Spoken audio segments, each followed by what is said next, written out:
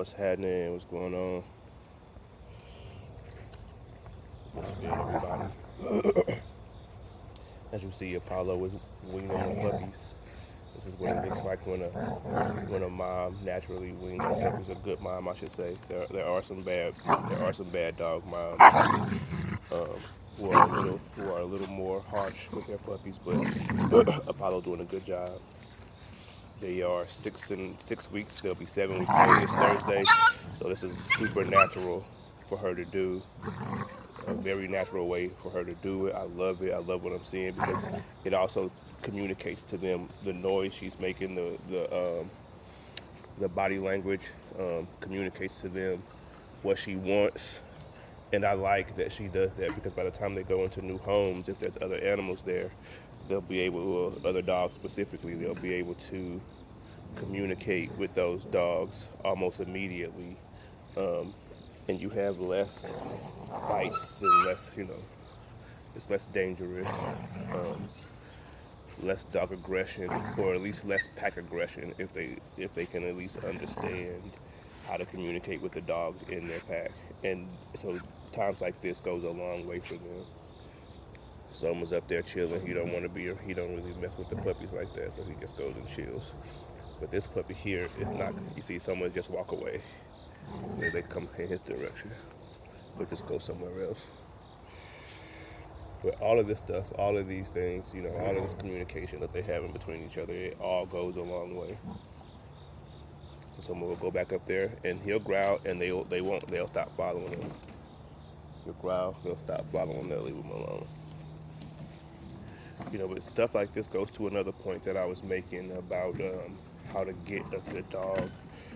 Understanding the philosophy of the breeder that you're going to, right? So getting to know the breeder for one, whether it's social media or something a little more personal. Um, if you want to have a dog for a purpose, if you just find a dog with a name, if you just find a dog with the breed name or something like that, then sure, I'm not talking to you. But for people who want to create a line of dogs or have dogs for purpose, getting to know your breeder can take you a long way because you understand his or her philosophy for breeding, their selection criteria, um, their standards, and you can see how that aligns with what you vision your own personal dog to be.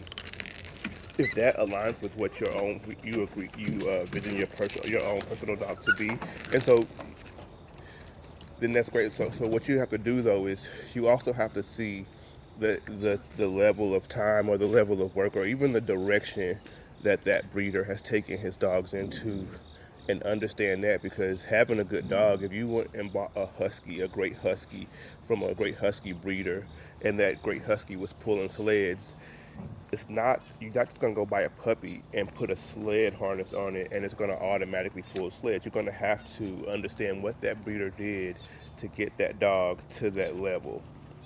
So that's the thing. That's the other thing about getting to know your breeder, understanding his or her philosophy for putting dogs together and raising dogs. Because if you do that, if you see that person's dogs, the family of dogs, and they're dope, then understand that you're gonna have to put that some level of work into it in that same direction. Now you can take it and make it more or less or whatever, but you're not going to take a dog that he has out swimming every day and take it to the desert and think it's going to chase rabbits down. It can, you know what I mean? It can, but if you see that his dogs are amazing and he takes, but one of the things he does is he takes them swimming every day. Then you might want to consider taking the dog to a lake if you're trying to get the most out of it, as far as what the breeder has put together. I know that's a that's a loose analogy, um, but it does make sense as far as you know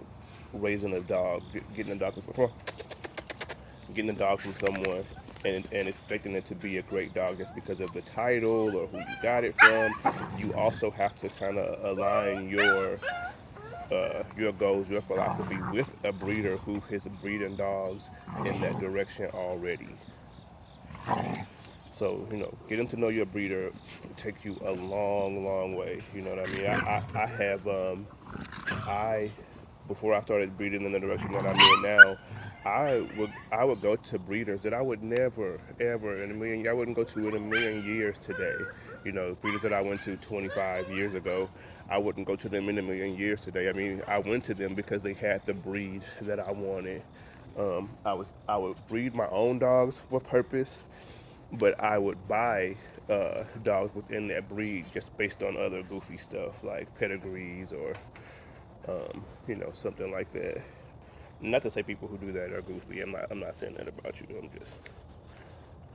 just saying for me personally, um, I learned a lot from that. You know what I mean? If for me, if it's a breeder that I can't trust to show me you know, the true line of the true family of dogs, and hey, and then that I can't trust to be honest about what they're doing. I probably wouldn't go to them. I don't care what kind of dog it is. I don't care how popular they are.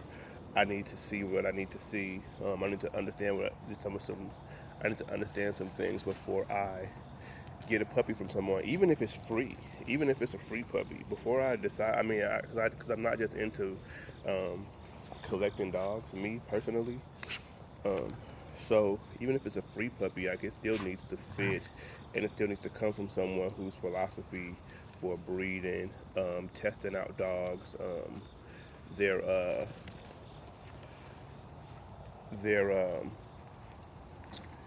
what's the word I'm looking for? Sorry, y'all. I'm doing a lot out here right now. But yeah, just the way that they see, their program going needs to align with what I want in a dog. If I'm going to bring any dog to my yard, those things need to align because then I know that I'm off to a good start. Hey, I know that I'm off to a good start, and as long as I keep it somewhat in that direction, it's going to be pretty easy. You know what I mean? I have a good chance of having a good dog. So as to recap on the first video, how to get a good dog. Understand what you're getting. You know what I'm saying? Study the dogs, and but before you do that, but while you're doing that, also understand the breeder. Study the breeder too, and make sure that their philosophy and their goals for that line of dogs aligns with your own personal standard for what you think a dog in your family should be.